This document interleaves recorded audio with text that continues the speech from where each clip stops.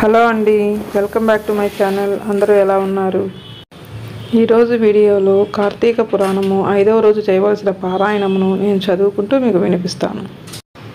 5వ రోజు పారాయణము, 9వ అధ్యాయము.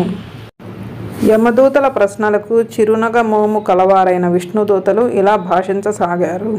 ఓ యమదూతలారా, మేము విష్ణుదూతలము. మీ ప్రభువు మీకు విధించిన ధర్మాలేమిటి? పాపాత్ములెవరు, పుణ్యాత్ములెవరు, యమదండనకు అర్హులైన వారెవరు? అవన్నీ విపులీకరించి చెప్పండి. విష్ణుదూతల ప్రశ్నలకు యమదూతలిలా సమాధానమియ్యసాగారు. సూర్య చంద్రాగ్ని వాయురాకాశ గోసంధ్యలు, దశ దిశా కాలాలు, వీనిని మానవుల యొక్క పాపపుణ్యాలకు సాక్ష్యాలుగా విచారించి వారిని మేము శిక్షిస్తాము. ఓ విష్ణుదూతలారా, శ్రద్ధగా వినండి. వేద మార్గాన్ని విడిచిన స్వేచ్ఛాచారులు, సాధుజన బహిష్కృతులు, యమదండనార్హులు.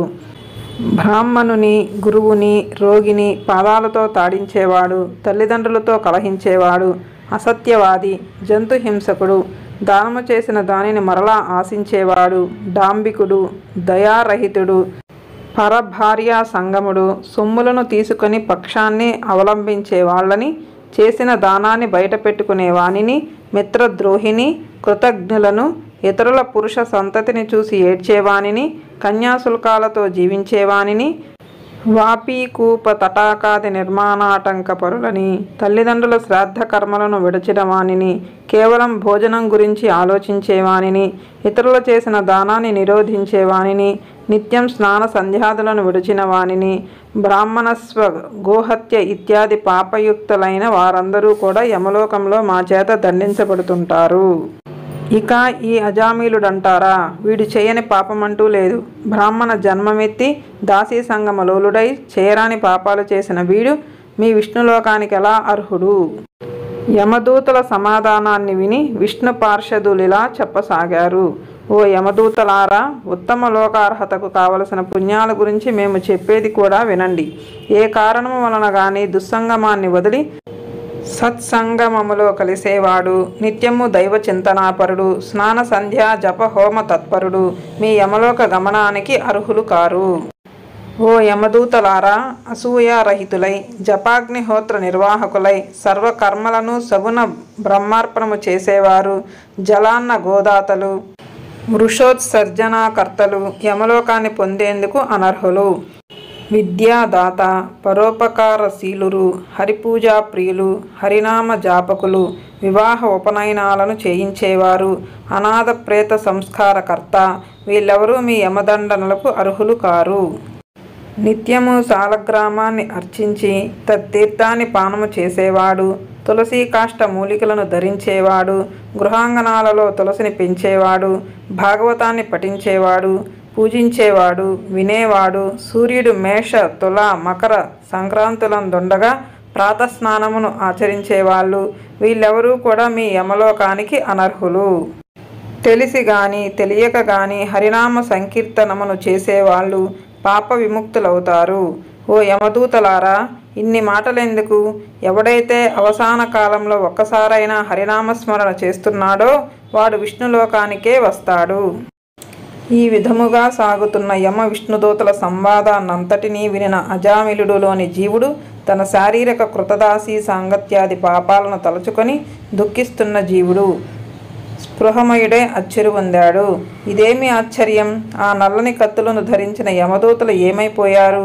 నేను ఈ వైకుంఠంలో ఎలా ఉండగలిగాను? పూర్వజన్మ పుణ్యము కాకపోతే నా జిహ్వాపై హరినామమెలా వచ్చినది? నాకు ఈ వైకుంఠము ఎలా ప్రాప్తించింది అని తనలో తానే అనుకుంటూ హరిస్మరణమును చేయసాగాడు.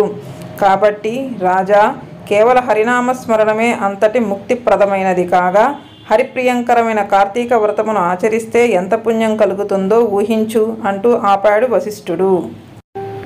9వ సమాప్తః. 10వ. జనక ఉవాచ. వశిష్ఠ, ఈ అజామిలుడు పూర్వజన్మలో ఎవరు?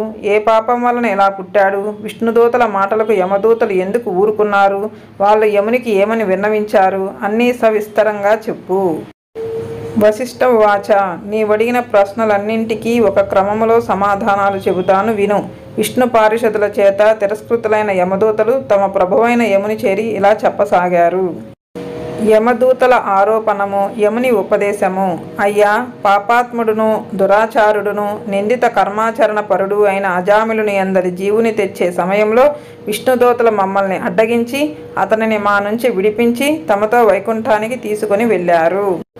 వాళ్లను ఎదిరించలేక మేమిలా రక్తహస్తులమై వచ్చాము అని కింకరులు చెప్పినది విని రవంత క్రోధోద్రిక్తుడైన సమవర్తి జ్ఞానదృష్టితో సమస్తాన్ని అవలోకించిన వాడై, కింకరులారా, కించిదపి పుణ్యవిహీనోపి, ఆ అజామిలుడనే పాపి అంత్యకాలాన హరినామస్మరణమును చేయడం వలన సమస్త పాపాలను నశింపజేసుకొని విష్ణుప్రియుడై విష్ణుదూతల చేత తీసుకొని పోబడ్డాడు. తెలిసి తాకినా తెలియక తాకినా దహించవలెనను కోరిక లేకపోయినప్పటికీ సమస్త జాతులను అగ్ని దహించునో అదే విధముగా దుష్టాత్మలై మహిమను తెలుసుకోలేకపోయినా ఆ శ్రీహరి యొక్క నామస్మరణమును చేసినంత మాత్రము చేతనే వారి సమస్త పాపాలు దహించబడిపోతాయి. ఇక భక్తి భావముతో స్మరించిన వారు కేవలము కైవల్య పదగాములే అవుతారు అంటూ సేవకులకు ఎంతవరకు చెప్పాలో అంతవరకు మాత్రమే చెప్పి యముడు మరింత పూర్వాలోచనాపరుడయ్యాడు. అజామిలుని పూర్వజన్మ. అజామిలుడు అతని పూర్వజన్మలో సౌరాష్ట్ర దేశంలో శివార్చకుడుగా ఉండేవాడు. ఆ జన్మలో కూడా స్నాన సంధ్యాచరణాది రహితుడు, దైవేతర చిత్తుడు, దైవ ద్రవ్యాపహారి అయి ఉండేవాడు. బ్రాహ్మణుడై ఉండి కూడా ఆయుధపాణి అయి దుష్టులతో స్నేహమును చేస్తూ తిరిగేవాడు. అర్చకుడై ఉండి కూడా వివిధాభరణ భూషితుడై స్వేచ్ఛా విహారాలు చేసేవాడు. బహుభాషి అయి యవ్వనంలో ఉండేవాడు. ఆ కాలానికి అదే గ్రామంలో ఒక దరిద్ర బ్రాహ్మణుడు ఉండేవాడు. అతడు దరిద్ర పీడితుడై అన్నము కొరకై పట్టణములు పల్లెలు తిరుగుతూ యాయవార వృత్తిని అవలంబించి ఉన్నాడు. ఒకానొకసారి అతగాడు తనకు లభించిన యాయవార వస్తుజాలాన్నంతటినీ మోసుకొని వచ్చి భార్యను పిలిచి, చాలా ఆకలిగా ఉంది, సత్వరమే వంట చెయ్యి, ముందు కాసిని మంచినీళ్ళు ఇయ్యి, అవి త్రాగి రవంత ఉపశాంతిని పొందుతాను అన్నాడు. కానీ యవ్వన మదాశ్రిత అయి ఉన్న ఆ ఇల్లాలు భర్త ఎన్నిసార్లు పిలిచినా పట్టించుకోకుండా తన జారుని గురించే తలపోస్తూ ఉండిపోయింది. అందుకు కోపించిన భర్త చేతికందిన కర్రతో ఆమెను కొట్టాడు. తన కామపుటాలోచనలకు అంతరాయమును కలిగించాడనే కోపంతో తన ముష్టితో ఘాతించింది. అడలి బడలి ఉన్న ఆ బాపడు అందుకై పటితాపంతో ఆమెను గృహాన్ని వదిలిపెట్టి గ్రామాంతరము వెళ్ళి భిక్షాటనతో బతకసాగాడు. మగడు ఇల్లు వదిలి వెళ్ళిపోవడంతో మరింత తెగించిన ఆ జారిని మగడు తెచ్చినవన్నీ సుష్టుగా మేసి, మగడిచ్చినవన్నీ అలంకరించుకొని, మగడు తెచ్చిన మంచి చీరను కట్టుకొని తాంబూల చర్వణము చేస్తూ ఒకానొక రజకుని ఇంటికి వెళ్ళి ఆ రాత్రి తనతో సంభోగించవలసినదిగా కోరినది. కానీ నీతిమంతుడైన ఆ రజకుడు ఆమె కోరిన తప్పుడు పనికి అంగీకరించకపోవడంతో వారిద్దరికీ వాగ్వివాదం జరిగింది. అంతటితో వాంఛితార్థం నెరవేరని ఆ బ్రాహ్మణ జారిని వీధిన పడి రసికులను వెతుక్కుంటూ పోతూ ఇతఃపూర్వం చెప్పబడిన ఈశ్వరాలయ అర్చకుని చూసి సురత క్రీడలకు ఆహ్వానించింది. బ్రాహ్మణుడైన వీడు ఆమె పరస్త్రీ అని కూడా ఆలోచించకుండా అంగీకరించి ఆ రాత్రంతా ఆమెతో సుఖించాడు. అయినప్పటికీ ఆ జారిని సంధ్వంస సంజాత అయిన కారణంగా కామము చల్లారగానే తన దోషాన్ని తెలుసుకున్నదై భర్తను వెతుక్కుంటూ వెళ్ళి బ్రతిమాలి తెచ్చుకొని అది మొదలుగా అతని మాటలకు తూచా తప్పకుండా బ్రతకసాగింది.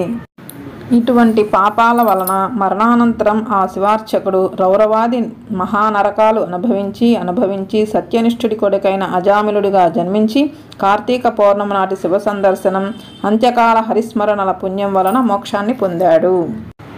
ఆనాటి శివార్చకుని జన్మలో ఇతనితో జారత్వం నెరపిన బ్రాహ్మణ జారిని కూడా కొంతకాలానికి మరణించింది. నరకానుభవమును పొంది కన్యాకుబ్జములోని చండాల గృహములో బాలికగా జన్మించింది. కానీ ఆ పిల్ల తండ్రి గండాన పుట్టడం వలన వాళ్ళ ఆ పిల్లను అడవిలో వదిలివేశారు. ఆ వనాంతర్గామి అయిన ఒక బ్రాహ్మణుడు బాలిక అరణ్యరోధన విని జాలిపడి తనతో తీసుకుని వెళ్ళి తన ఇంటి దాసీకి పెంపకానికి ఇచ్చాడు. ఆ దాసీ దాని దగ్గర పెరిగిన ఈ పిల్లనే అనంతర కాలంలో అజామిలుడి దగ్గరకు తీసుకున్నాడు.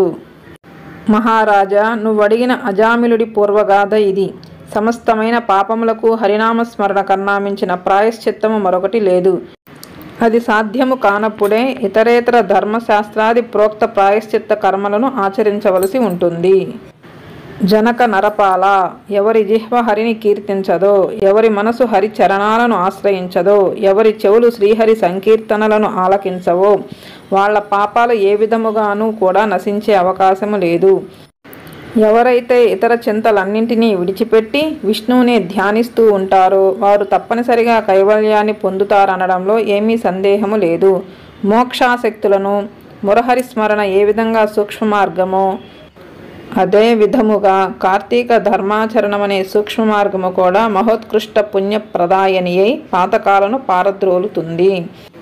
పాపాలను నశింపచేసే శక్తి ఈ కార్తీక వ్రతాచరణకు మాత్రమే ఉండడము వలన ఎవరైతే ఈ దివ్య వ్రతాన్ని ఆచరించరో వాళ్ళు నరక ప్రాప్తులవుతారని తెలుసుకో.